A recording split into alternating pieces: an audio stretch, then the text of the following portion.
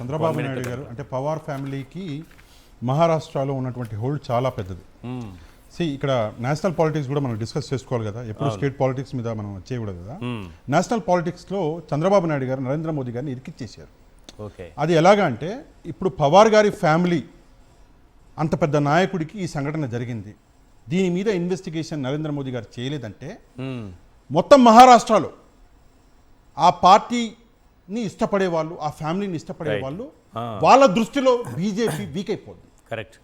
టీడీపీతో ఉండటం వల్ల మహారాష్ట్రలో వీక్ అయిపోద్ది. టీడీపీతో ఉన్నారు చంద్రబాబు నాయుడు గారితో అంటేనే మహారాష్ట్రలో వీక్ అయిపోతారు.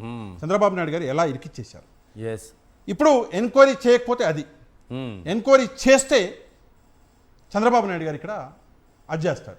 బీజేపీ పరిస్థితి ఏమైపోయిందంటే ఇటు నొయ్యి అటు గుయ్యి అంటారు కదా, అలాంటి పరిస్థితి. ఇది మొదటిసారి కాదు సార్, ఇదే ఇష్యూ తిరుమలలో కూడా జరిగింది, తిరుమల లడ్డూకు సంబంధించి. అక్కడ కూడా మోదీ గారిని ఇబ్బంది పెట్టేశారు చంద్రబాబు నాయుడు. ఇప్పుడు మళ్ళీ ఇది సెకండ్ టైం. ఇందులో మోదీ గారు ఏ యాక్షన్ తీసుకున్నా మోదీ గారి డ్యామేజ్, తీసుకోకపోయినా మోదీ గారి డ్యామేజ్. ఆ డ్యామేజ్ ఆంధ్రప్రదేశ్లో జరుగుతుందా, మహారాష్ట్రలో జరుగుతుందా అన్నది మనం వేచి చూడాలి.